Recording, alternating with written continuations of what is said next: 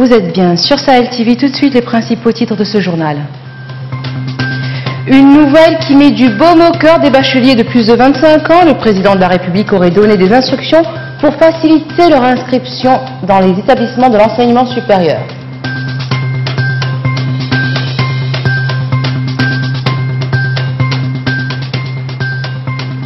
Les étudiants du centre de formation des Ulama reviennent à la charge. Ils ont manifesté aujourd'hui devant le ministère des Affaires islamiques.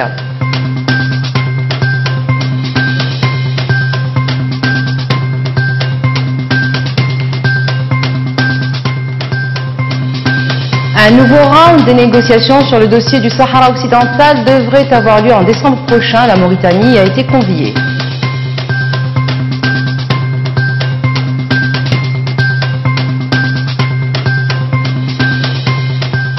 Mesdames et messieurs, bonsoir. Une bonne nouvelle pour les bacheliers âgés de plus de 25 ans qui s'inquiétaient pour la poursuite de leurs études dans les universités nationales.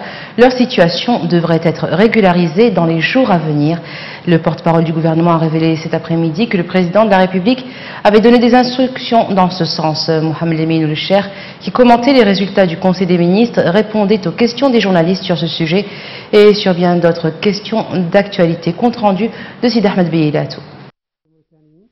En réponse à une question sur la position du gouvernement concernant la mesure interdisant l'inscription à l'université des étudiants dont l'âge atteint 25 ans, le ministre porte-parole du gouvernement a souligné que cette position a été abordée par le ministre de l'Éducation nationale la semaine dernière, rappelant que les inscriptions sont ouvertes à tous les bacheliers et que ces derniers seront inscrits dans les institutions de l'enseignement supérieur, mais suivant le classement de priorité fixé par le ministère. Il a souligné que la priorité des inscriptions sera donnée aux étudiants les plus méritants et il sera également tenu compte de l'âge, ajoutant que finalement tous les bacheliers seront inscrits à l'exception de quelques agents de l'État relevant de la fonction publique. À ce sujet, il a dévoilé l'existence d'instructions présidentielles ordonnant l'absorption des détenteurs du diplôme du baccalauréat par les institutions d'enseignement supérieur et professionnel, ajoutant que cela sera fait suivant un plan bien tracé. Concernant une question sur la crise de la société mauritanienne de transport public, dont le journaliste a dit qu'elle a demandé à l'État un appui d'un montant de 800 millions d'ouguiya et qu'elle n'a obtenu que 500 millions, qui n'ont réglé que 60% de ses besoins. Le ministre a répondu que la société de transport ou transport des étudiants soit en crise. Cela n'est pas évident et que de toute façon, dès lors que la société a requis un montant et qu'elle a obtenu une partie non négligeable, cela veut dire que l'on a bien réagi par rapport au plafond de la demande. Et de relever au passage qu'en tout état de cause, il n'est pas au courant d'une crise au niveau du transport des étudiants. Le ministre a enfin, dans sa réponse à une autre question portant sur les statuts des corps de la fonction publique, que ceux-ci sont régis par une série de lois et de décrets qui restent en vigueur. Les étudiants du Centre pour la formation des Ulama en Mauritanie ont de nouveau protesté aujourd'hui devant les bâtiments du ministère des Affaires islamiques à Nouakchott. Et ils ont scandé des slogans appelant les autorités à revenir sur leur décision de fermer le centre. Par la voix de leur porte-parole, ils ont réfuté les raisons invoquées par le gouvernement pour justifier cet acte. Dans une déclaration à la presse, ils ont dit qu'ils continueront à protester pacifiquement jusqu'à ce que la décision de fermer le centre soit annulée. Le parti El Wahdaoui pour la construction de la Mauritanie a signifié au ministère de l'Intérieur et de la décentralisation que son bureau exécutif avait décidé de fusionner avec le parti Union pour la République. L'idée d'intégration entre les partis soulève un certain nombre de questions juridiques concernant leur potentiel et leur conformité avec la loi qui organise les partis, en particulier ceux qui incluent des députés au Parlement actuel et des membres de conseils municipaux. Le président de la Fédération de football de Mauritanie, Ahmed Ould Yahya, a annoncé que son institution allait ouvrir une enquête en rapport avec l'affaire des détenteurs de billets empêchés d'accéder au gradin du stade, enquête qui se fera en collaboration avec les autorités policières. Dans une interview à la télévision du Sahel, le président de la fédération a déclaré que des doutes planent sur la falsification de certains billets.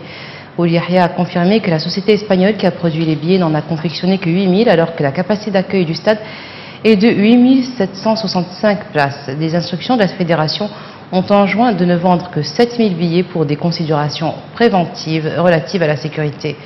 Mardi, plusieurs milliers de supporters détenteurs de tickets authentiques n'ont pu accéder au stade pour assister au match Mauritanie-Angola, faute de place. Et maintenant, nous allons parler de la sécurité dans nos lieux publics. Partout en Mauritanie, les règles de sécurité les plus élémentaires sont ignorées. On a l'impression que la vie humaine est banalisée. Le marché d'Elmina constitue un exemple éloquent. Les lieux sont insalubres et le bâtiment bien endommagé par endroits. À partir de l'extérieur, rien n'est fait pour faciliter l'accès au marché. Un reportage de Cyril Récidivé. Bienvenue au marché Elmina. C'est l'un des commerces les plus fréquentés de Nouakchott. Pour y accéder à pied ou en voiture, il faut s'armer de patience. Ici, les embouteillages peuvent durer pendant près d'une demi-heure. Charretiers, automobilistes, conducteurs de mini-cars, piétons ou pousseurs, tous sont de la partie et contribuent chacun à rendre inaccessible l'accès au marché. Chacun de ces acteurs pense avoir plus de droits que l'autre. Du coup, ceux qui sont à l'intérieur du marché sont presque pris au piège. En cas d'incendie par exemple, les pompiers auront du mal à intervenir rapidement. J'ai appelé le propriétaire de ma boutique pour lui signifier que le marché n'est plus sûr à raison de la dégradation de l'édifice. Il m'a répondu que le marché appartient à plusieurs personnes. À chaque fois, il y a des débris qui tombent sur nos têtes.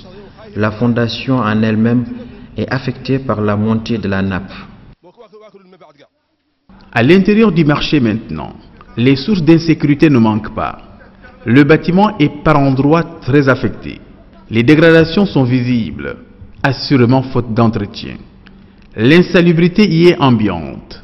Les fils électriques, les branchements sont sauvages et les fils électriques traînent partout. Difficile d'arracher une interview. Interrogés sur l'état d'insécurité du bâtiment, les locataires du marché préfèrent parler d'insalubrité ou de taxes communales. Les coupures courant sont fréquentes. Les taxes communales sont exorbitantes. Nous payons des impôts excessifs, mais en retour, rien n'est fait pour améliorer les conditions du marché. Ici, il manque beaucoup de choses. Les coupures d'électricité sont récurrentes. Dès qu'il pleut, nous sommes inondés. Nous souhaitons que les autorités interviennent. L'insécurité du marché d'Elmina à Limoges, de la plupart de nos marchés, ne semble déranger personne, pas même les commerçants. Sur cette question d'assainissement de nos marchés, les anciens maires ont brillé par leur manque de résultats. Au lendemain des élections municipales et avec la création des conseils régionaux, beaucoup de citoyens nourrissent l'espoir de voir nos élus prendre à bras le corps la gouvernance de nos marchés. Et maintenant, nous rejoignons Hamaoullah Diagana qui nous fera le point sur l'économie.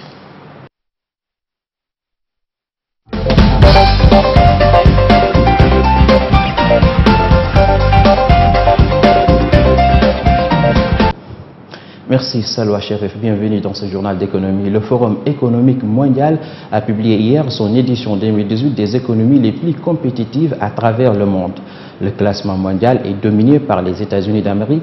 Le principal constat concernant l'Afrique est que les pays du continent restent largement surreprésentés dans le bas du tableau. À l'analyse des données fournies par le Forum économique mondial, il ressort que les économies africaines en général manquent cruellement de compétitivité, ce qui se vérifie surtout en Afrique subsaharienne, alors que la moyenne mondiale est de 60, démontrant qu'aucun pays dans le monde n'est à 100% compétitif. L'indice de compétitivité en Afrique subsaharienne est de 45,2 sur 100. En plus de classer la région comme dernière du classement mondial, ce score indique surtout que l'Afrique subsaharienne n'atteint même pas le seuil minimum de la moitié de la note maximale, soit 50 sur 100. Cette performance régionale se répercute au niveau des performances nationales des économies africaines.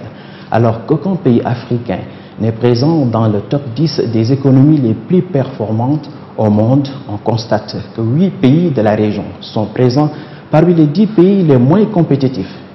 Notons que seuls 2 pays du continent, Maurice, Afrique du Sud, affichent un indice de compétitivité supérieur à la moyenne mondiale avec respectivement 63,7 et 60,8, tandis que le Tchad occupe le bas du tableau continental et mondial 140e sur 140 pays avec un indice de 35,5. Selon l'Agence internationale de l'énergie IEA, la demande africaine en pétrole aura été de 4,3 millions de barils par jour en 2018, soit 4,3% des 100 millions produits globalement, laissant ainsi un excédent exportable de plus de 2,8 millions de barils par jour. Mais le continent reste dépendant des importations de produits distillés à cause de la faiblesse de l'outil de raffinage. Maintenant que la reprise semble se profiler, les pétroliers reprennent le chemin des pays qui aspirent à rejoindre le club des producteurs en explorant notamment en offshore. Parmi les gisements récemment découverts, Tortue au large de la Mauritanie et du Sénégal devrait produire du gaz naturel liquéfié d'ici 2021. Le Britannique BP y détient une participation de 61% aux côtés du fournisseur de services américain Cosmos Energy, 29%, le reste étant entre les mains des gouvernements des 2 pays avec une participation de 5% chacun à travers Petrosen et SMHPM.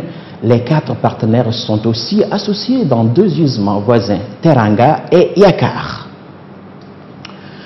À marge de l'Assemblée annuelle des conseils de gouverneurs du Fonds monétaire international et du groupe de la Banque mondiale qui se sont déroulés du 8 au 14 octobre 2018 à Bali en Indonésie, le comité du développement a dans son communiqué final exprimé ses préoccupations à l'égard de la hausse des niveaux d'endettement de certaines économies émergentes et certains pays à faible revenu.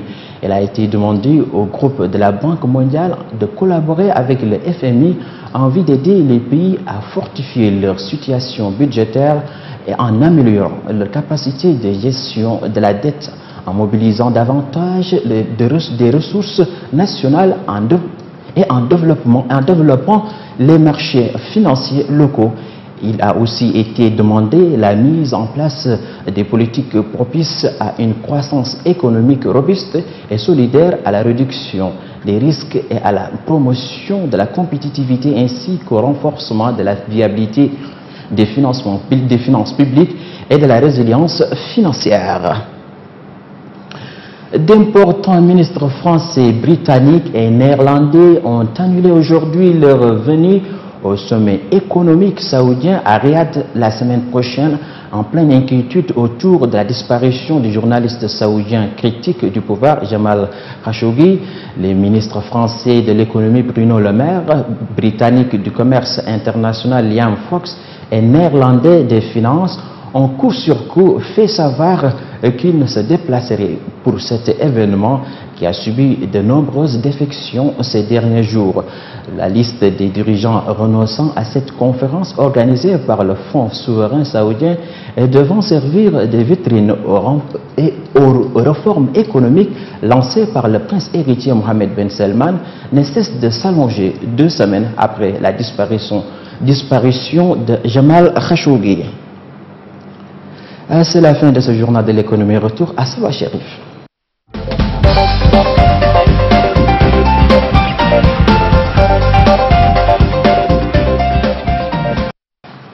Merci Hamaoullah. Le secrétaire général de l'ONU, Antonio Guterres, a demandé de prolonger d'1 an le mandat de la force de paix MINURSO au Sahara occidental. La demande a été faite dans un rapport transmis cette semaine au Conseil de sécurité. Objectif: soutenir la reprise de négociations politiques début décembre à Genève.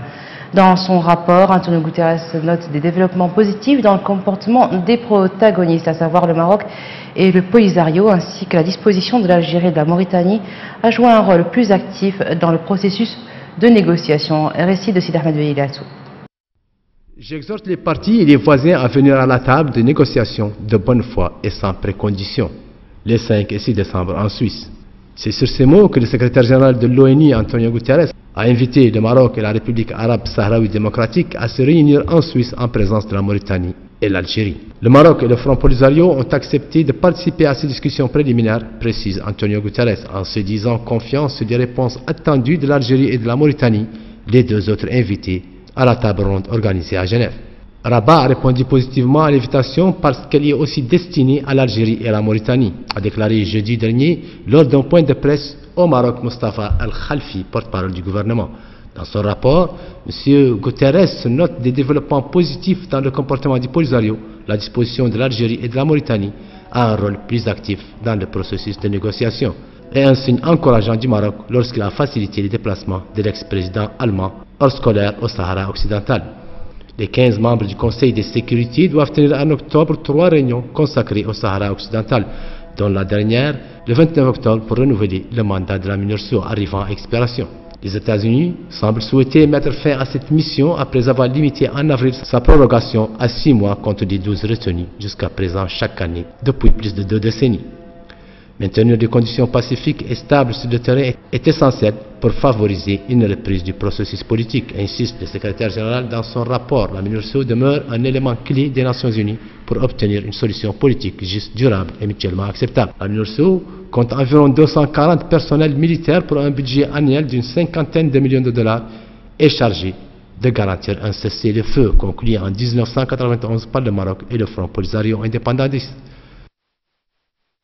Le ministre français des Affaires étrangères Jean-Yves Le Drian est arrivé aujourd'hui au Burkina Faso en provenance de Côte d'Ivoire. L'objectif de ce déplacement est de parler du renforcement de la coopération en matière d'éducation et de développement, mais aussi de la question sécuritaire. Jean-Yves Le Drian a fait en substance des propositions visant à renforcer l'offre en matière de sécurité. Barkhane participe régulièrement à la mise à niveau des bataillons burkinabés engagés dans la force conjointe du G5 Sahel, à partir d'une petite base située à 100 km de la frontière malienne.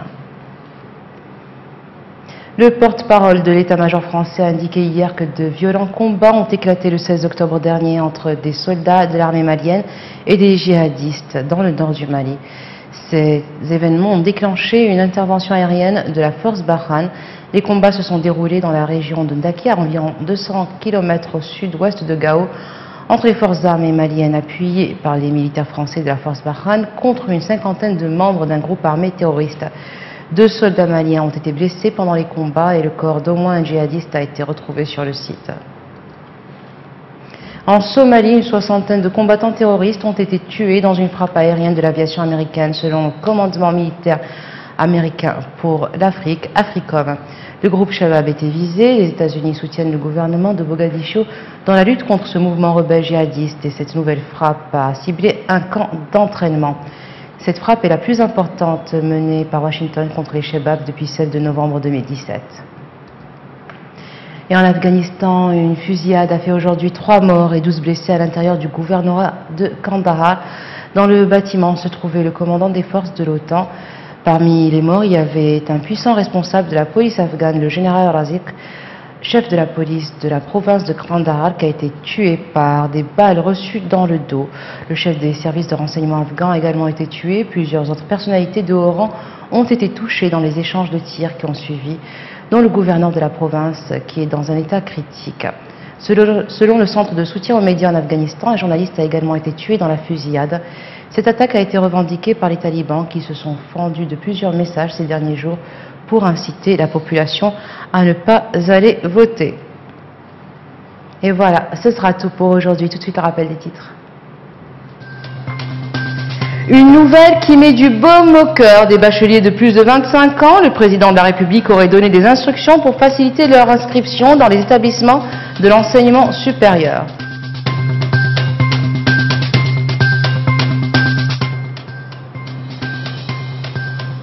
Les étudiants du centre de formation des Oulama reviennent à la charge. Ils ont manifesté aujourd'hui devant le ministère des Affaires islamiques.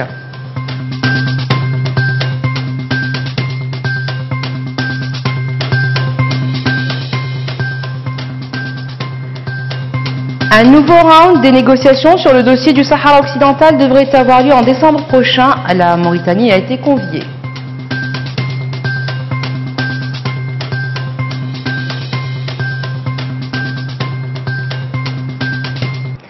Merci d'être resté avec nous. Excellente fin de soirée sur Sahel TV.